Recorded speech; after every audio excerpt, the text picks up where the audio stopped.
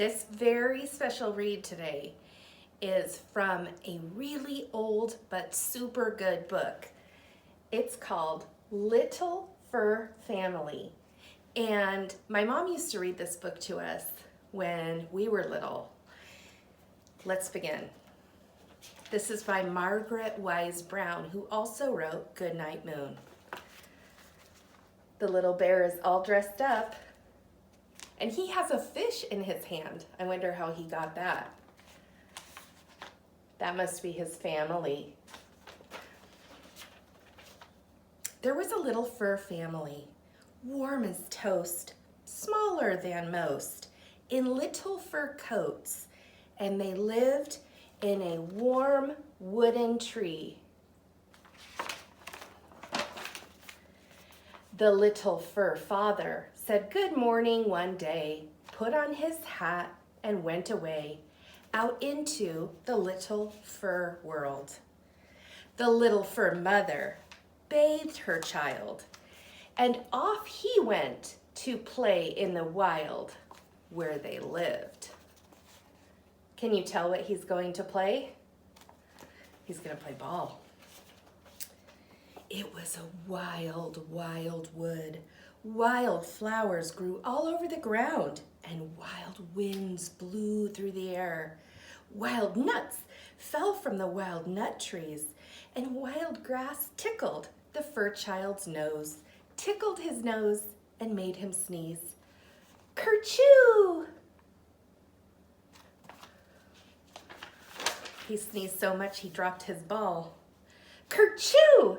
That sneeze woke up his grandpa, who lived in a hollow stump, and grandpa came walking thump, thump, thump, and walked out of his hollow stump and said, bless you, my little fur grandson, every time you sneeze.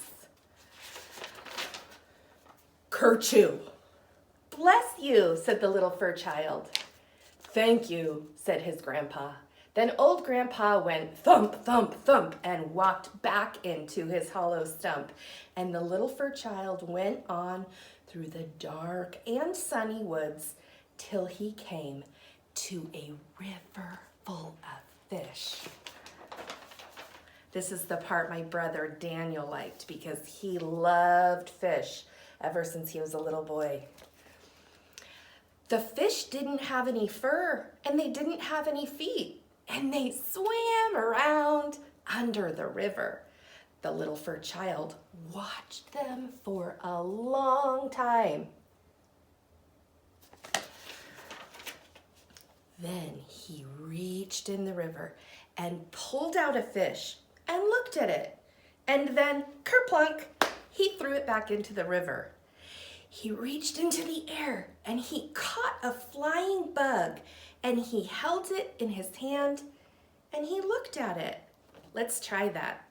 We'll catch a flying bug, hold it in our hand, and look at it.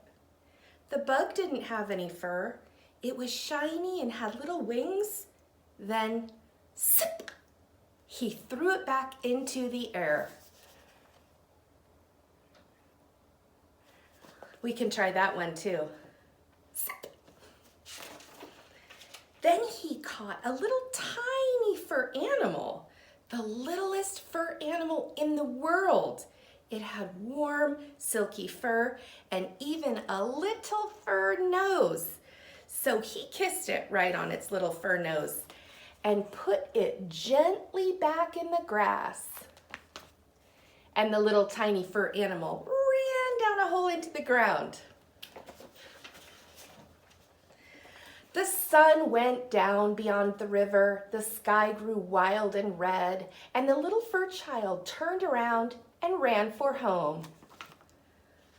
Guess what he forgot? And just as the darkness got very dark, he bumped into his big fur mother, and she took her little fur child home in her arms and gave him supper. What do you think they had?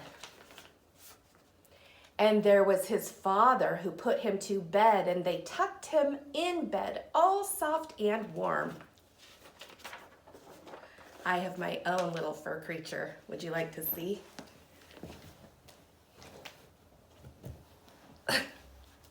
This is Ursie. Ursie likes a good story. They held his paw and they sang him a song. Sleep, sleep, our little fur child, out of the windiness, out of the wild. Sleep warm in your fur all night long. In your little fur family, this is a song. The end. What do you think the little fur child is wondering? Maybe where his ball went. Bye.